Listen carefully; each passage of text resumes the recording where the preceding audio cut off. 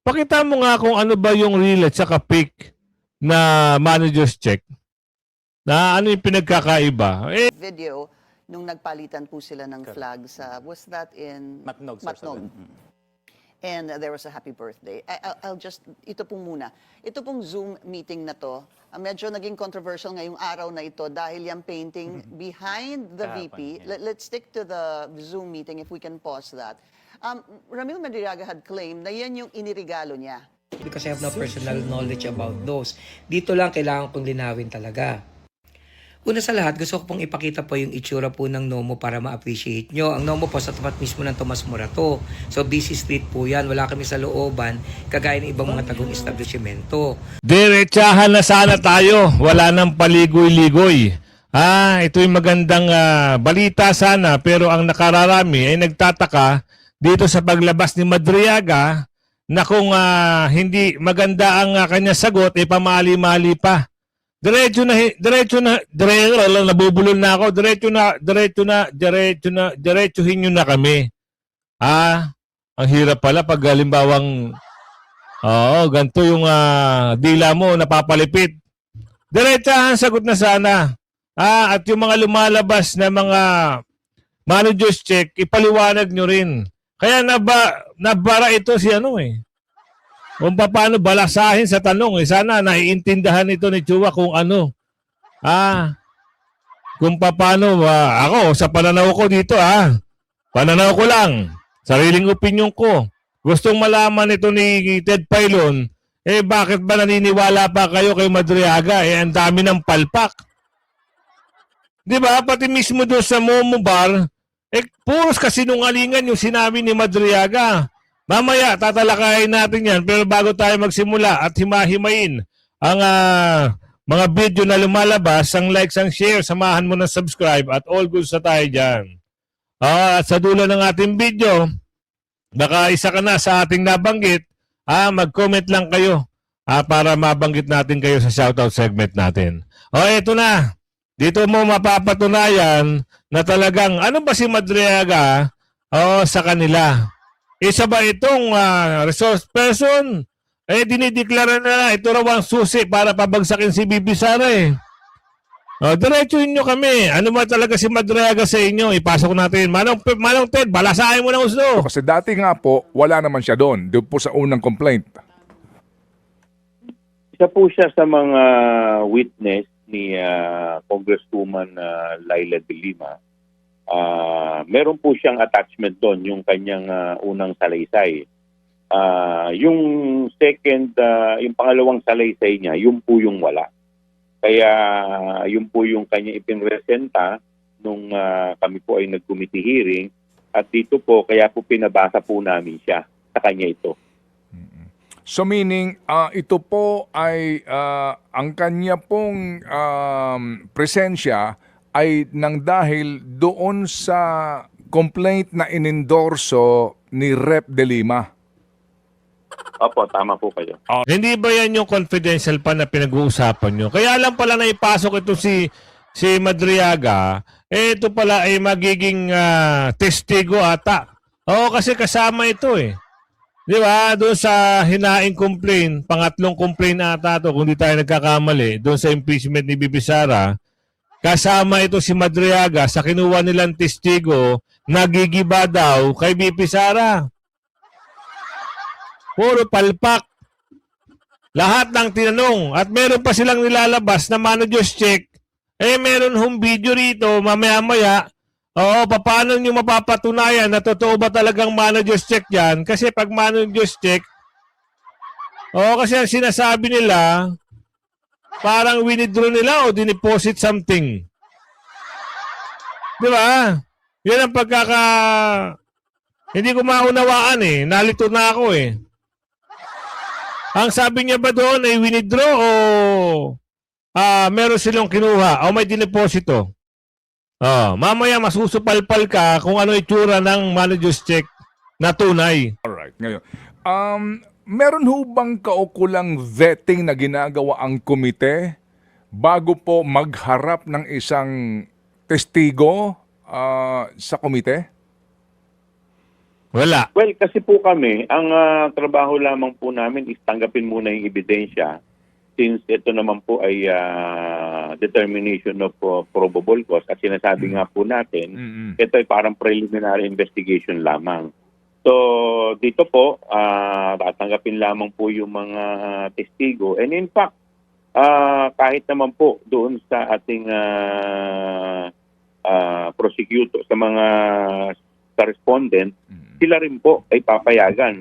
Even now, na tanggapin yung mga ebidensya nila at mga testigo, kahit po hindi po nila ito na-i-attach sa kanilang answer. Okay, so yung pong hearing ninyo, kaninyo, sabi nga ni Chairman Luistro, ay clarificatory lamang, tama po? Tama po. Okay. So, sa clarificatory hearing na iyan, may hangganan lang ang pagtatanong ninyo. You cannot clarify so deeply into the allegations? Tama po kayo. We are confined only to the line of questioning insofar as the four corners of the affidavit. Okay. Bakit pumasok si Madriaga doon sa eksena? Di ba? Kung confidential lang ang issue, at bakit naman maraming sinalaysay si Madriaga kung ang pagtatanong nyo ay clarificatory lang? Kasi may lumabas-labas maraming individual, maraming mga pinagdalan daw ng duffel bag, kahit yung duffel bag hindi niya alam kung ano yung ibig sabihin, ano yung pangalan. Hinatid daw doon sa isang tawag doon sa isang kainan sa may timog. Yan pinasinungalingan din ng isang abogado. Na mismong abogado na yun, yung asawa niya may-ari ng restaurant na yun. Pero sige, tuloy natin to. Hanggang doon lamang sa mga affidavit na sinumite. Kaya nga po, yung mga wala po doon sa affidavit, hindi po namin hindi po pinapayagan. Lahat naman po kami na pinawalan dito. Okay.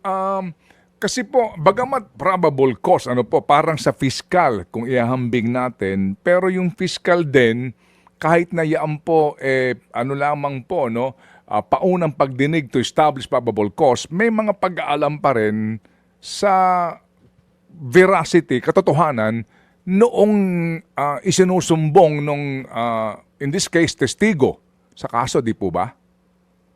Tama po kayo. Kaya nga po kinaklarify namin. Kasi baka mamaya po, pag tampa po nito sa Senado, sa full-blown trial, ay bigla mamaya, sabihin niya, hindi niya ito affidavit, hindi niya ito sinumpaan, wala po siyang sinabi na ganito, ganon.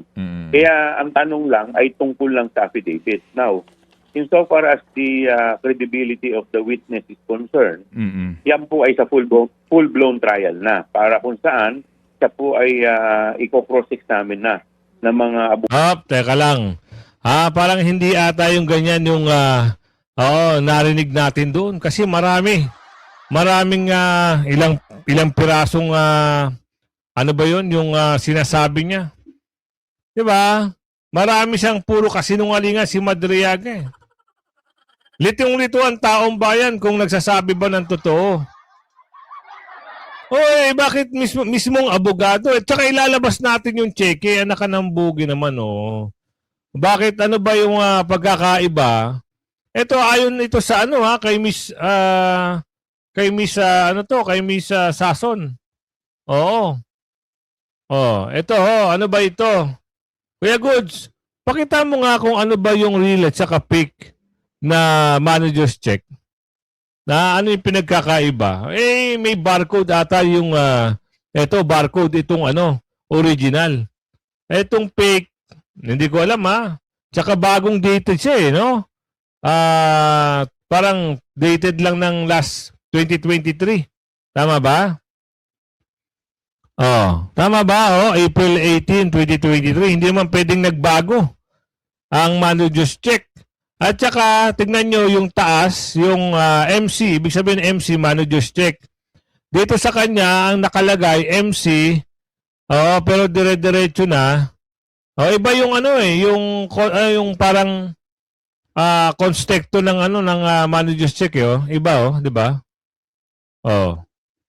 Alin ba kaya sino nagsasabi ng totoo dito? Di ba lumabas yung dalawang manager's check magkapareha ng numero? Nakakawindang. Kaya alamin natin dito sa manager tuloy. Parang artista na kasi to si Madriaga kaya dito sa isang abogado ni Madriaga kung ano ba talaga sino ba talaga si Madriaga? Ano ba ang kanyang karakter? Matindi pala ang kaso niyan. No? Pasok natin ito. Puntahan po natin yung mga annexes na lumabas. So there was a photo of a Zoom meeting. There was a video nung nagpalitan po sila ng flag sa, was that in Matnog, sir, Matnog. And there was a happy birthday. Ito po muna. Ito pong Zoom meeting na to, medyo naging controversial ngayong araw na ito dahil yung painting behind the VP. Kahapon, yeah. Let's stick to the Zoom meeting if we can pause that. Ramil Madriaga had claimed na yan yung inirigalo niya. Yeah. Supposed to be kay VP Sara. Pero may lumabas pong balita na yung artist was saying that that's not true. Hindi ho ba? Kasi sabi niya, ata pinagawa ko pa yan sa, tama ba? Laguna ba? No, si Ramil was saying nagawa ng scholar niya sa Laguna. Exactly. Yan, sabi, And then the artist was saying, that Gawa is, ko yan. aking gawa yan. Was he lying? Or what happened there? If Hindi naman naamin yung abogado kasi siyempre idedepensa niya yung kanyang kliyente. Ganyan ho ang mga abogado. Kaya nga minsan, magtataka ka. Kahit nagsisinungaling na yung kliyente, kailangan maging kapani-paniwala pa. Meron ngang case kahit na nakategay na isang tao, naaakwit pa. Bakit? Magaling yung abogado. Kaso nga lang dito, sa status na nakikita natin, puro sablay ang kanyang kliyente. Kung ako dito kay mama, dito sa attorney, bibitawan ko na ito. Sa bagay, malaki ata ang bayad Pag mga gantong case, siguro malaki yung bayad. Kaya, sige na lang. Total, wala namang mawawala sa abogado kasi abogado sila. Di ba? Kaso nga lang, siyempre, yung ibang tao, pag napanood, bakit si attorney, yung kliyente niya, ganto-ganito tapos kakampihan pa. Wala tayong magagawa. Yan ang trabaho ng abogado. Tuloy! The artist already came out and said that did not come from, Ramil Madriaga. well, narinig ko yan after nung house, no? May nag-post sa Instagram, then sa Twitter. Then we check kay Ramil, no? He's not lying, no? Sa Zoom meeting na yan, nakita niya yan, nasa likod ng VP Sara. Sa Zoom meeting na yan, iba yung mga reflection ng light. Sabi niya sa akin, yung painting na yan, ako nagregalo niyan. Bakit niya sinabi yun? Because nagregalo siya ng ganung painting kay VP Sara. He asked the scholars na marunong mag-drawing sa Laguna na mag-drawing, gumawa ng ganon. Paano nangyari yon? Sa isang pag-uusap nila, may isinend na photo si VP Sara sa kanya. Ang sabi niya, Ito lang question. Dito pala magkakatalo na kung sinungaling at sinungaling talaga si Madriaga. Di ba sabi niya may scholar siya? Kung may scholar siya, mapera siya. Di ba? Bakit kailangan niya pang gumawa ng ikakukulong niya? Liwanagin na natin. Kasi ang trabaho nito, nap and ransom. Di ba? Kung ikaw naman pala may pinag-aaral at may pera ka, kailangan mo pang gawin yung mga ganung bagay-bagay. Doon kayo. Sapul talaga sila doon. Natumbok mo, Kuya Goods. nakakwento niya kasi may isang magaling mag-drawing dun sa Laguna. Nag-send si Sara ng photo. Ang sabi niya, ang binanggit sa kasama ko is make this an inspiration. Okay. Okay. So binigay ni Ramil sa artist yun, nag-drawing yung, dati bata pa yun nag-drawing yung... Magaling din magtagpi-tagpi si Madriaga, no? Si BP Sara pa talaga nagbigay, ha? Ha? Talaga? Galing talaga. Statement niya ni Madriaga malamang. Di ba? O, yan ang sinabi niya sa abogado. Siyempre, ito, tatanggol niya kanyang kliyente. Nagbigay pa raw si BP Sara para kopyahin itong painting na ito. So, magaling ata yung yung estudyante ni Madriaga, kuhang-kuha. Yung painting nung may-ari na yan. Na taga Gaisano, apelido, mayaman, bilyonaryo. Magaling Tsaka yan, maghahabol yung may-ari niyan. Yari ka ngayon. Panibagong kaso na naman dyan na Madriaga. Diba? Tsaka ihalin tulad nyo nga kung talagang totoo. Ipakita nyo nga yung sinasabi nyo 99% na kagayang-gaya daw yung painting na kay Bibi Sara. Bilyonaryo ang gumawa niyan tapos sasabihin nyo. Kaya habulin talaga kayo kasi pinaghirapan yan skills and arts yan. Tapos i-claim nyo galing sa'yo. Wow! Eto pa, papakita ko pa sa inyo. Naghahabol din ito Gusto niya linisin ang kanyang pangalan at pangalan ng kanyang restaurant. Dahil ito si Madriaga kung ano-ano invento ang ginawa. Diba? Sikat yun. Trending ngayon Madriaga. Trending ka ngayon. Dahil si attorney at yung kanyang asawa ay gustong iklaro na walang mga bagay-bagay na yung mga sinabi mo sa affidavit mo ay totoo. Puros kasinungalingan lang. Attorney, pasok. Po sa allegation ni Madriaga na nagdala siya ng duffel bag na may lamang pera sa Nomu. Now, bakit kailangan kong mag-react? Kasi po yung Nomu, ang may-ari niya yung asawa ko So, implicate kami. Ang dami yung mga message niya natatanggap. Kesyo, pinapakain daw niya kami sa pamilya namin galing sa duffel bag. Meron pa makapunta daw ng Nomu, baka maambunan daw ng pera. So, I'd like to clarify kasi wala naman kaming kinalaman dito, no? Again, with respect to other allegations, I couldn't care less because I have no personal knowledge about those. Dito lang kailangan kong linawin talaga. Una sa lahat, gusto ko pong ipakita po yung itsura po ng Nomu para ma-appreciate nyo. Ang Nomu po sa tapat mismo ng Tomas Morato. So, busy street po yan. Wala kami sa looban, kagaya ng ibang mga tagong establishmento. So, pagpasok nyo pa lang sa Nomu, makikita nyo sa video, napakaliit ng first floor namin. Mga 20 square meters lang yan Diba nakita nyo nga yung mga kahan ng bote ng beer sa labas na nga lang inilagay. So kung maliit yan, di lalo lang po mas maliit din yung second floor namin. So ganun din kalakian, makikita nyo yung pictures. So ginagamit namin pareho yan. Doon po sa affidavit na original ng Madriaga, sabi niya, yung ba pinadala daw ni Atty. Monsayak yung Para duffel din bag po sa doon sa taas sa kapakanan opisina. ng publiko, So nagkapali po siya gusto doon. ko Halatang sana hindi siya nakapunta sa Bluetooth Nomu. disconnected. Sa liit ng Nomu, wala ho kaming opisina. Hindi kami medium-sized bar na kagaya ng iniisip niya. Ang itsura po ng Nomu sa taas ganito. Tingnan niyo po. Pag akyat niyo po dito sa video, sa kanan, yan na po yung pinakakainan namin. Sa kabilang side naman po, makikita nyo po, may maliit kami na CR kasi nga maliit lang kami. At sa katabi niyan, may napakaliit din kami na stock room. Diyan namin nilalagay yung mga delata, yung mga soft drink at beer. At yun namang mga kahan na malalaki, doon na lang sa labas.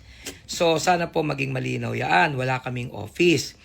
Pero ang maganda, binago niya yung statement niya, di ba? Ang sabi niya, umakyat lang daw siya sa taas, sinalubong siya ng tao na galing sa kwarto. So ito po yung itsura ng hagdanan namin. Tignan nyo, napakakipot, napaka-uncomfortable niyan. Pangalawa, di ba, sabi niya may sumalubong sa kanyang galing sa kwarto. Wala nga kaming kwarto, nakita niya, stock room, meron kami. Kita niya. Ngayon yung mga pilosopo sasabihin, di attorney, malay mo yung kwarto, ibig niya sabihin stock room. Hindi po posible yon. Alam niyo kung bakit? Yung Supreme Court po sa jurisprudence natin, meron tayong doctrine of human experience na ang ibig sabihin, based on human experience, lahat ng taong makakakita nun, hindi mo tatawagin kwarto yon. Automatic sasabihin mo, stock room yan. So, kailangan malinawan po natin yan, ha? So, ngayon, iniisip ko na lang, bakit niya ginamit yung Nomu? Bakit yun ang sinabi niya na nagdala siya ng pera ron? Medyo may duda ako. Again, speculation ito Kasi nung nag-testify siya, di ba, nagpakita siya ng picture sa Nomu na magkasama si Atty. Kilala at si Atty. Monsayak na may hawak silang plaque na galing sa grupo niya na isip. Other than that picture, wala na siyang may papakitang ebidensya, may kaugnayan siya kay Atty. Monsayak. Di ba, marami siya kay Atty. Kilala. So dahil paninindigan niya yung picture na yon, pinanindigan niya na rin yung lugar. Now, which is actually weird. Sabi niya may awarding ceremony ron. Wala kami awarding ceremony. Meron kaming mini show doon. Para nagpa-picture lang yata sila dahil may dinalang plaque. Yun na nga yung problema Isipin mo, base sa kwento niya, nagpunta siya at nagdala ng duffel bag kung kailan kami merong event. Diba siya nga nagsabi, comedy bar. Hindi naman kami comedy bar Maisip mo na comedy bar na yon kasi nung time na yon may show kami. So, sinong gago na magdadala ng duffel bag sa isang lugar na maraming tao may Totoo. Eh di siyempre mabubuko sila. Tsaka, ang attorney, ang nakakawindang doon, nung tinanong siya, hindi niya alam itsura ng duffel bag. Di ba? Doon pa lang sumablay na si Madriaga. Oo. Isa pa doon, yung kwartong sinasabi, tingin kakarampot. Ha? Wala na talagang, wala na silang mabibigay na matinong testigo. Kaya nga, sinasabi ng taong bayan, dalhin nyo na sa Senado para doon balasahin si Madriaga. Eh, galit na yung ibang senador eh. Dito sa Kamara, kaya nilang ipahiya si BP Sara sa pamamagitan ng mga peking mga testigo nila. Pero sa Senado, tapos ang kwento. Hindi lang archive, baka mabasura. Kasi una, pinakitaan na nila ng mga maling ebidensya, mga maling statement, nag-iimbento ng lugar, nag-iimbento ng mga karakter. Ito, mismong abogado rin ito, itong mama na to, nagsasalita na to. Dinawit pa yung restaurant nila. show. Tsaka di ba ang weird, hahatid mo yung maleta sa taas para lang ibaba uli? Ba't hindi na lang nila diniretso sa kotse o dalhin sa ibang safe houses na Tama. kagaya ng ginagawa ng mga ordinaryong bagman? So sana po maging malinaw yung mga bagay na yan ha. Tsaka gusto ko din palang linawin yung mga lumalabas na parang tambayan daw to ng mga tao ni Sara Duterte. Hindi po totoo yan. Ang nakapunta lang po talaga dyan si Reynold Monsayac at si Atty. Kilala. Si Atty. Kilala po lagi nakakapunta kasi kasama yan ng grupo naming Insanity. Diyan kami gumagawa paminsan ng show or gumagawa ng open mic. At marami siya kasamang comedians po, kagaya po ni Congressman Argel Cabatbat. Si Atty. Luke Espiritu po na senatoriable. Yan po yung nag-perform na rin sa Nomo. Nagko-comedy din yan eh. Si Rito Orquia ng Pilipinas Got Talent. Si Kuya Jobert ng Channel 2. Si Rica Lasso ng Channel 2. At napakarami pang mga komedyante. Tsaka hindi po totoo na sinabi niya na pumunta siya ng alas 12 ha. Hindi pa ho kami sarado noon. Pag may event kami hanggang alas 3, alas 4, nagkikwentuhan po kami talaga. At sa kaso naman ni Atty. Monsayac, nakapunta siya dyan 2 beses lang kasi in-invite ko siya. Yung uli na nga nung merong show. At hindi lang po si Atty. Monsayac ang nakapunta dyan. Lahat ng kaibigan ko. Si Atty. Carlos Ibanez, na kakaibigan ko kakamping, nakakain na dyan. Yung kaibigan ko rin naman si Jimmy Bondoc na DDS, nakapunta na rin dyan. Nakapunta dyan si Jano Gibbs, si Brad Pitt, si Mike Hanopol, yung mga kaibigan kong mga politiko, mayor, vice mayor, yung anak ni Montulfo, si Yvette, nakapunta na rin dyan. Ang kagawad pa namin dyan, si Atty. Falsis. At by the way, malaking tulong ni Atty. Falsis. Nagka-problema kasi kami sa harap dyan. Siya yung kagawad namin. Tinulungan niya kami. So sa bandang huli po, kailangan ko talagang magsalita Wala akong pakialam sa impeachment Wala akong pakialam sa ibang mga allegations. Issue ko lang talaga itong issue namin kasi napagbibintangan yung asawa ko Ngayon sa maniwala at kayong sa hindi, wala naman akong pakialam, di ba? So ang request ko lang, puntahan niyo na lang kami sa Nomo kasi masarap yung pagkain namin. Di ba? So pati po yung mga members ng Justice Committee, pakitain niyo naman kami, pwede kayong mag-ocular inspection dito, interviewin niyo lahat ng mga waiters namin at lahat kami willing mag-cooperate. Pati mga royal customers namin can actually talk. Yun lang po. Maraming salamat po. Ayan Justice Committee, hinahamon na kayo ng isang may-ari ng restaurant na nadadawit dito sa niyayabang ni Madriaga. Sinama pa sa statement. Oo. Talaga na mga sigurado maghuhugas kamay na to si Madriaga dito. Oo, for sure dito lalabas na kung sino naman na nag-utos. At saka siyempre sana pagkatapos nitong playbook na ito o circus sa Kamara, pwede ba lahat ng naging karakter dito ipatawag sa Blue Ribbon at doon magkagisahan? O mabalik tayo sa check na yan. Kasi meron mga nag-comment at nakita yung check na yan. Sabi dito, sa post na yan kasi may nakapost yan. Kasi inalin tulad nila yung dalawang cheque. I have been working as accounting staff for almost 6 years. Now, wala pa akong wala pa akong kabantay na cheque na nag-exist. Bisaya. Bisaya word. Same nag-exist same ani ka Madriaga makabuang ang mga submitted evidence again BP Sara. Tinawanan siya. Bakit? Hi guys, let's play this. Spot the difference again between two managers check. One is real and one is fake. So marami nag-comment dyan. Di ba? Marami nag-comment dyan. Ano ba yung post na yan? Kasi na mawiwindang ka, spot that, yung totoo lang ano ba yung pagkakaiba? Una, sabi na malaking nakita ko, yung 84M. Bakit naka-red at written in numbers? Di ba dapat written in words? Oo nga naman. Oo, tama. Ayun spot the difference. Itong kahit sa ano, 'di ba, pag magagawa ka ng cheque, dapat in words, 'di ba? Amount in words. 'Di ba? So ito, nakita niya amount in letter. Aray ko, sablay. 'Di ba? Talagang gumawa na ito, gunggong din eh. Gumawa na itong peking cheque na to eh. Tapos, yung isa gawa sa bangko, yung isa gawa sa bangka. Hindi, mga comment lang yun. So, ganyan yung old style ng check writer, mga 70s era. May ribbon sa printer eh. Di ba? So, dated kasi siya ng April 18, which is 2023 nangyari. Pero, panahon pa ni Kopong-Kopong, itong format ng check na ito. Tsaka parang black and white. Sabihin natin, photocopy. Sabihin natin photocopy Pero tignan nyo, pagmasdan nyo yung logo ng Land Bank, paano ba ito lalakihan?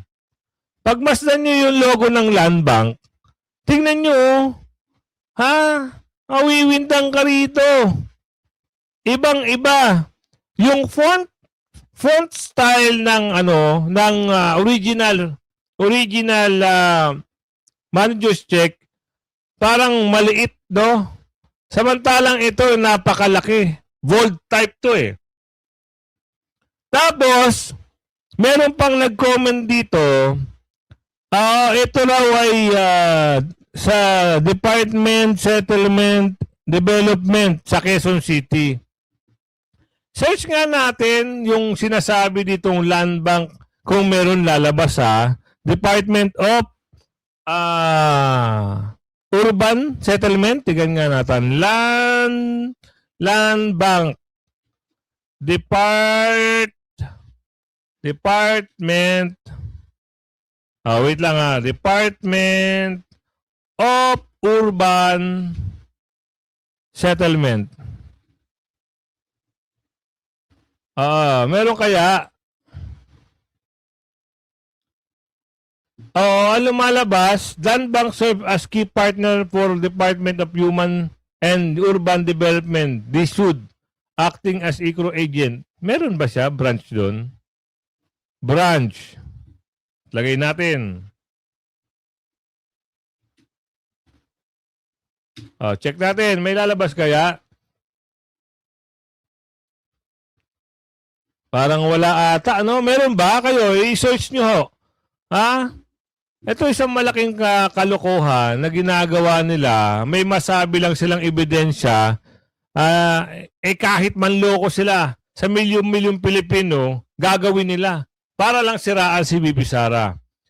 Meron dito nag-comment, I think may fake dyan. What I know, ang logo color talaga ng Land Bank is green. Hindi black. Hindi, although, pero hindi mo masasabi kasi na na Xerox kasi may pula. Diba? Kulay pula yung yung numbering eh. In letter ang nakalagay, doon pa lang fake na dito sa original in words.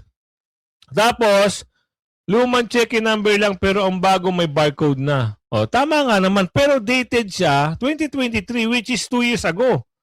Sasabihin ng kampo sasabihin ng kampo ni Madriaga, ito ay tunay. Nako po.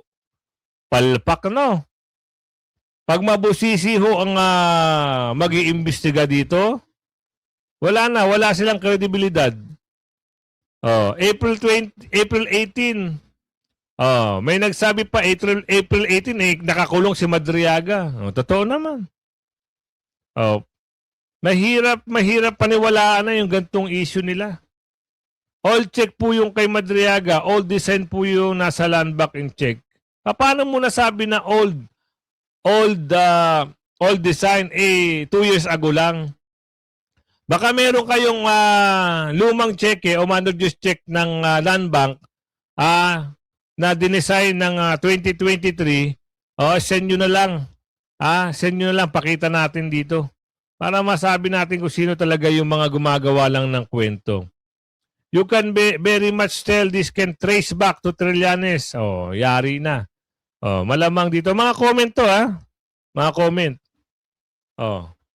Kasi sila gumagawa ng kwento, hindi pulido. Yung drama ni Madriaga, paiyak-iyak pa. Ilang mga witness na kuno, ang laban sa mga Duterte ang nag-iiyak. Si Carmen nag-iiyak. Yung dating Kernel nag-iiyak. Sino pa ba? Sino pa ba yung mga nag-iiyak noon? Yung mayor ngayon, yung Kerwin, nag-iiyak din yun. Ang dami, di ba? Yun yung mga laban kay Tatay Digong at kay BP Sara. Madriaga, si Karma, si Kerwin, si Mabilog, lahat yan nagdadrama-drama nung may hearing. Nag-iiyak-iyak.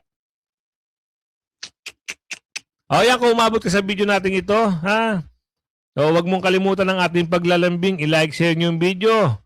At siyempre, mag-shoutout muna tayo. Shoutout segment natin. At doon sa mga hindi nagno-notify daw kasi sa kanila, yun, may message sa akin, hindi raw dumaan sa kanyang wall. Ma'am, gawin nyo na lang. Shoutout Ma'am Malu, Gawin mo lang, lagi mo lang i-search yung pangalan natin, si Kuya Goods. Shoutout din kay Arturo Biano. Lagi siya nanonood mula Alberta, Canada. Ami Iron Inside from UK. Nanonood siya mula UK. Shoutout po. Roger, hindi nalimutan ang mga maleta. Dapat sana wag natin kalimutan yung mga mali-maleta. Kasi ito, strategy nila para matabunan itong mga mali-maleta. Na usapin sa flood control. Novi Sapra, shoutout po ng bonggang-bongga. Felix Doroma, shoutout po.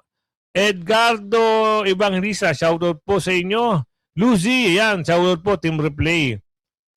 Venus Avidin, shoutout po.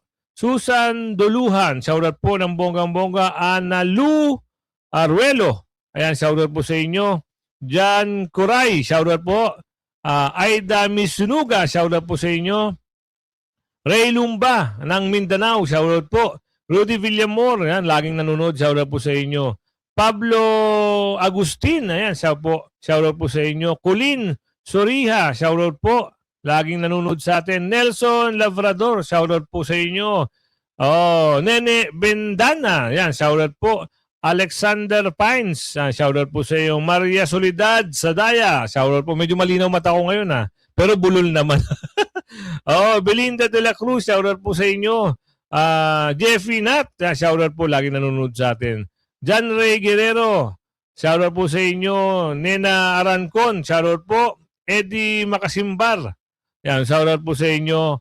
Amalia Regroso, shoutout po. Flor Lipor, shoutout po sa inyo. Alan Arcilia, shoutout po. Fulgencio Roset, shoutout po sa inyo. Cesar Macairan, shoutout po. Norm Taylor, shoutout po. Laging nanonood sa atin. Kaya kung umabot ka sa video natin ito, huwag mo kalimutan mag-like, share, at ating laging paglalambing. Paabutin nyo kung saan man gusto nyo i-share ang video natin. Hanggang sa muli, bye-bye!